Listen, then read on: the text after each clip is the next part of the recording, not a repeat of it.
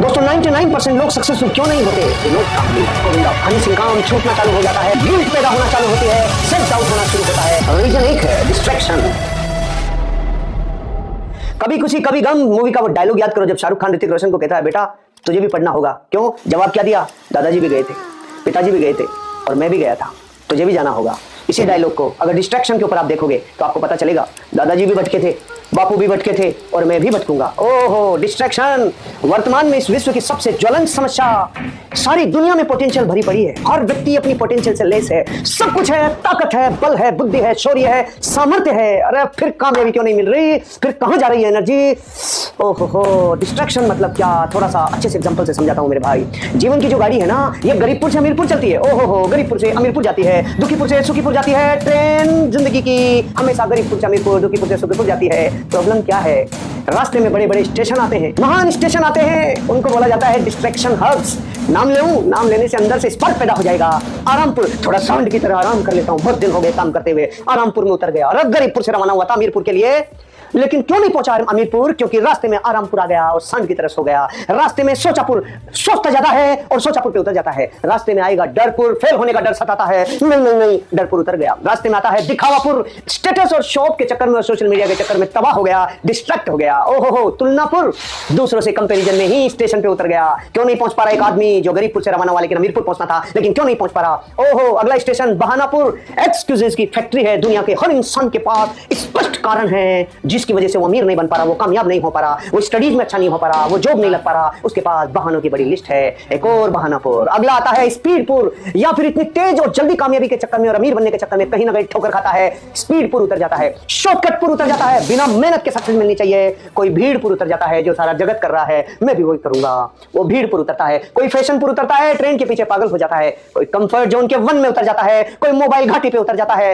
कोई reels colony में उतर जाता है, कोई निंदापुर में उतर जाता है, नींद नहीं आती और पूरी दुनिया की निंदा करते करते जिंदगी चलाता है। कोई कलपुर उतर जाता है, कल के ऊपर करूंगा। कोई आलसपुर उतरता है, कोई नशापुर, कोई अहंकारपुर, कोई वासनापुर उतरता है और कोई फेम के चक्कर में पागल हो जाता है। दोस्तों, आज का टाइम पोटेंशियल का नहीं, फोकस का टाइम है। डिस्ट्रैक्शन का मतलब है गोल के टाइम पे इंस्टाग्राम रील देख रहा है, पढ़ाई के टाइम पे यूट्यूब पर है, काम के टाइम पर व्हाट्सएप पे अपना समय बिता रहा है और सपनों के टाइम पे नेटफ्लिक्स पे अपना समय दे रहा है। तो बर्बादी क्यों नहीं होगी भाई?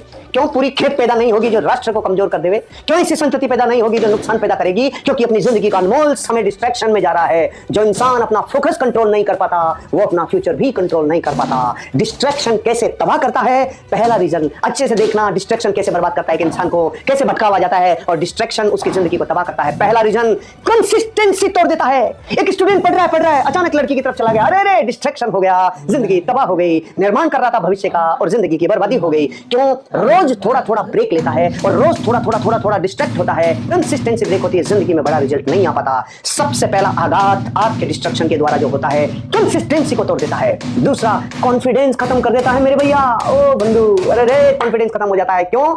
इस संसार में जो इंसान काम कर रहा है और वो जैसे जैसे डिस्ट्रैक्शन की तरफ जाता है, काम इनकम्प्लीट होना चालू हो जाता है, काम छूटना चालू हो जाता है, गिल्ट पैदा होना चालू होती है, सेल्फ डाउट होना शुरू होता है और इंसान पीछे रह जाता है। आपको गहरे से इस बात पे ताकत लगानी होगी। कॉन्फिडेंस खत्म कर देता है आपका, टाइम का मर्डर कर देता है, मतलब आपको पता भी नहीं चलता और 2 घंटे स्क्रॉल में निकल गए, तब जाके जिंदगी में पता चलता, ओ माय गॉड। तीनों रीजन को दोबारा से रिपीट कर रहा हूं। कंसिस्टेंसी को तोड़ता है, हमारे कॉन्फिडेंस को खत्म कर देता है और जिंदगी में सबसे अमूल्य है समय, उसका यह मर्डर कर देता है। आप और हम अपने जीवन में आज चौंक जाओ भाई, सचेत हो जाओ। आज के लोग लेजी नहीं हैं, बस परमानेंटली डिस्ट्रैक्टेड हैं। फोन उठाया सिर्फ मैसेज देखने के लिए और 45 मिनट बाद होश आया, ओहो 45 मिनट हो गए, पता ही नहीं चला। जो लोग कुछ नहीं कर पाए उनकी तो मैं बात ही नहीं करूंगा। जो लोग करोड़ों लोगों की संख्या में है जो जिंदगी में कुछ कर ही नहीं पाए, मैं कह रहा हूं करने के बाद ही भटक जाते हैं।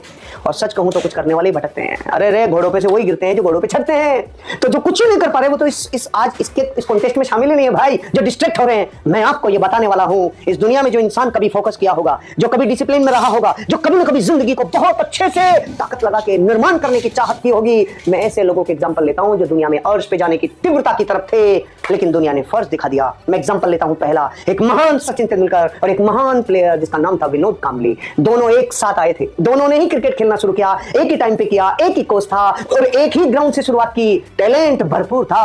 सचिन और कामली दोनों के पास वर्ल्ड क्लास टैलेंट था। डिफरेंस कहां था? सचिन डिसिप्लिन में था, रूटीन को फॉलो करता था, फोकस रहता था, और कामली जैसे ही थोड़ा फेम मिला, फेम के बाद डिस्ट्रैक्शन चालू हो गया, लाइफस्टाइल डिस्टर्ब हो गई, इनकंसिस्टेंसी आ गई और रिजल्ट क्या आया? एक बन गया गॉड ऑफ क्रिकेट और दूसरा बन गया ओहो गुमनामी का अंधेरा। कैसे हुआ बंधु? ये हुआ डिस्ट्रैक्शन से। टैलेंट ने दोनों को ही ऊपर पहुंचाया, लेकिन फोकस ने सिर्फ एक को वहां टिकाया। टैलेंट पहुंचाता है, फोकस टिकाता है। और एक और एग्जांपल लेता हूं, अमिताभ बच्चन और गोविंदा दोनों ने जबरदस्त फिल्मों में काम किया, दोनों अपने अपने जमाने पे कुछ बड़ा कर पाए। गोविंदा के पास नेचुरल कॉमिक टाइमिंग थी, डांसिंग स्किल वर्ल्ड क्लास थी, स्क्रीन प्रेजेंस जबरदस्त थी और 90s में दुनिया कह रही थी अगला सुपरस्टार गोविंदा होगा। लेकिन डिस्ट्रैक्शन क्या करता है? लेट आना, ओवर कॉन्फिडेंस में चले जाना, रॉन्ग प्रायोरिटी सेट करना और डिसिप्लिन का लेक हो जाना, ये जिंदगी की तबाही हो गई। सोचो सोचो। और आज अमिताभ बच्चन प्रोफेशनल डिसिप्लिन के साथ, अपने आप को रीइन्वेंशन के साथ और क्राफ्ट के ऊपर फोकस करके, रिजल्ट क्या है? पिछले 5 दशकों से वो आदमी बॉलीवुड पे राज कर रहा है और गोविंदा पीक के बाद भी डिक्लाइन हो गया। सक्सेस मिलना मुश्किल है, लेकिन सक्सेस के बाद फोकस रहना और ज्यादा मुश्किल है। हनी सिंह का एग्जांपल देखो, एक टाइम पर इंडस्ट्री पे रूल कर रहे थे, जबरदस्त सिंगिंग, फेम था, नेम था, गाड़ी बंगला सब कुछ जबरदस्त, लेकिन प्रॉब्लम कहां आई? थोड़ा सा लाइफ में डिस्टर्बेंस आया, थोड़ा डिस्ट्रैक्शन आया, फोकस छूट गया, लाइफस्टाइल इनबैलेंस हो गई और हेल्थ इश्यूज आ गए। आज कमबैक तो हो रहा है, लेकिन एक बार डिस्ट्रैक्शन आ गया तो तकलीफ हो जाती है। डिस्ट्रैक्शन अगर टाइम पे कंट्रोल ना हो तो सक्सेस पॉज पे चली जाती है मेरे भाई। डिस्ट्रैक्शन का सबसे बड़ा रीजन क्या है इस दुनिया में? अपने ऊपर भी लागू कर लो, लोगों के ऊपर भी लागू कर लो। इंस्टेंट प्लेजर की